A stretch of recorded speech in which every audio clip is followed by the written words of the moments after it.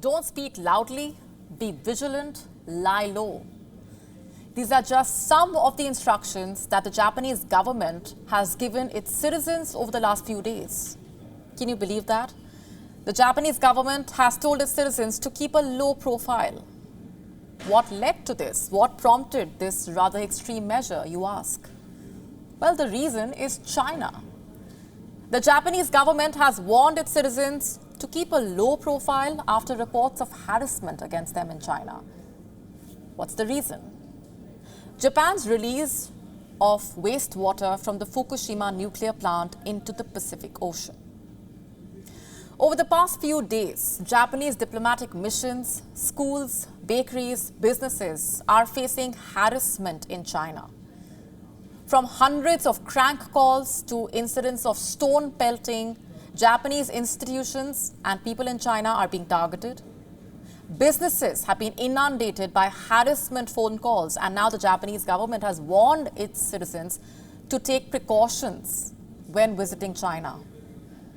It has also advised those traveling to China to leave an itinerary, as well as contact numbers with their friends, their family, employers.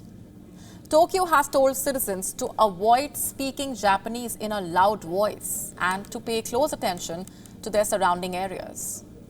It has urged people to stay away from any demonstrations and avoid taking pictures of such events. Japan has urged China to encourage its citizens to behave calmly. On Monday, in fact, Japan summoned China's ambassador. The Japanese embassy in Beijing urged the Chinese authorities to crack down on the abuse of its citizens. It was found that the phone calls were being made from China to individuals and organizations in Japan. This has been brewing for a few weeks, by the way, but last week, matters escalated. Japan conducted the first of a long-planned series of releases of treated wastewater from the Fukushima Daiichi nuclear plant. The power plant, remember, was wrecked by an earthquake and tsunami in the year 2011. The United Nations Atomic Regulator says the water will have negligible radiological impact on people and the environment. Yet, China is fuming.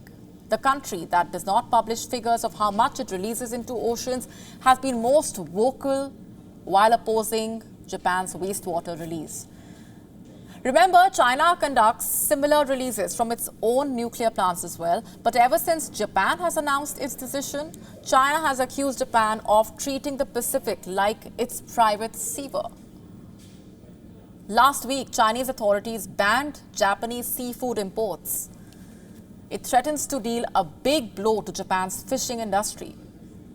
China's criticism of Japan has riled up the Chinese public as well. Last week, a Japanese school was pelted with stones. Another Japanese school was pelted with eggs. People not connected with Fukushima have been harassed. Posts about boycotting Japanese goods have also been spread across Chinese social media. Stocks in a number of China-reliant companies also fell on Monday. Hashtags debating travel to Japan on Weibo saw millions of views over the past weekend. Media outlets ran surveys on social media asking whether Chinese citizens should travel to Japan. But it's not limited to China. In Japan as well, offices and restaurants in Fukushima received hundreds of crank calls. All this over the Fukushima water release. However, the real question looming is it safe?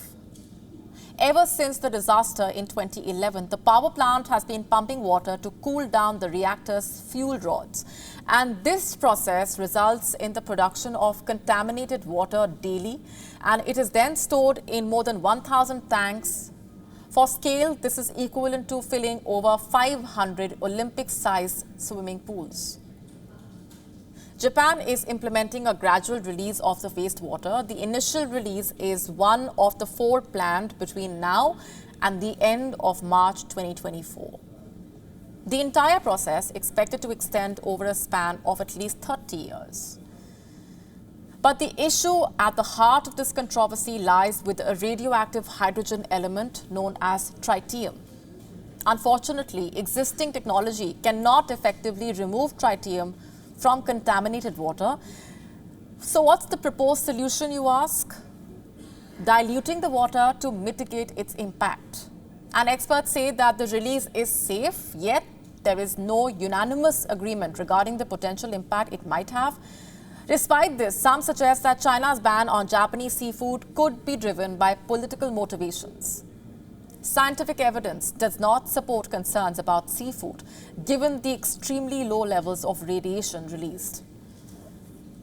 Beyond China, South Korea and some within Japan are also concerned, but the diplomatic tensions stemming from the Fukushima release are far from over. WION now available in your country. Download the app now. Get all the updates on the move.